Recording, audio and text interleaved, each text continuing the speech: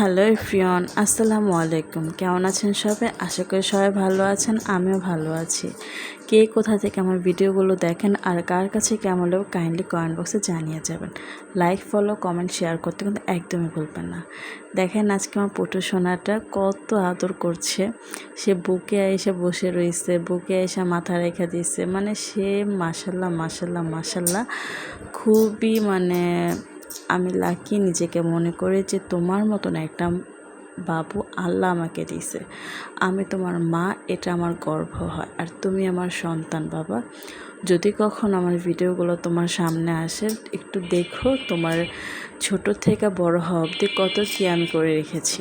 তো যাই হোক, কাটাকুটা শেষ করে এখন রান্না বসাইছি। আজকে তার খাবারে দুপুরের লাঞ্চে শাক দিব, মুরগির মাংস রান্না করব, আর হচ্ছে পেঁপে, গাজর, আলু। আজকে কিন্তু আরেকটি স্পেশাল আছে, ফুলকপি।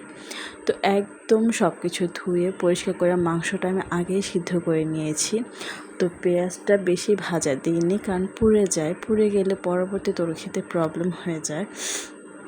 হালকা একদম হলুদ, মরিচের গুঁড়ো কিন্তু দেই না, কারণ ও যেহেতু এখনও ছোট, কোনো ঝাল টাল এখন ওকে আমি দেইনি। তো ঝাল আস্তে আস্তে করে খাওয়াবো।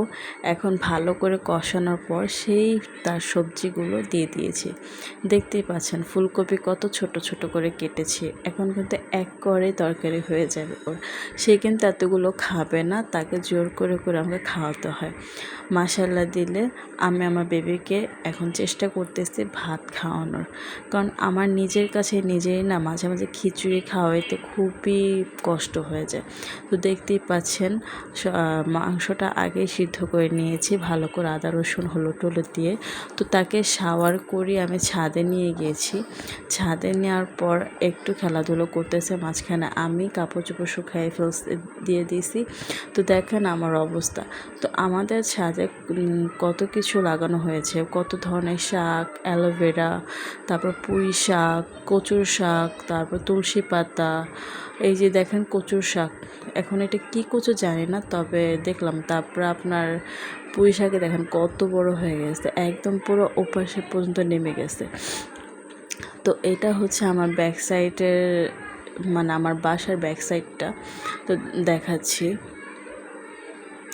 তো বাসা থেকে ছাদ থেকে নামার পর তাকে একটু কমলার রস খাওয়াচ্ছিলাম, কারণ তাকে যেহেতু ভাত একটু লেট করে দেব, সেহেতু তাকে একটু খাওয়া দাওয়া করিয়ে ফ্রেশ ট্রেশ রেডি করিয়ে তো ভাত দিয়ে বসি।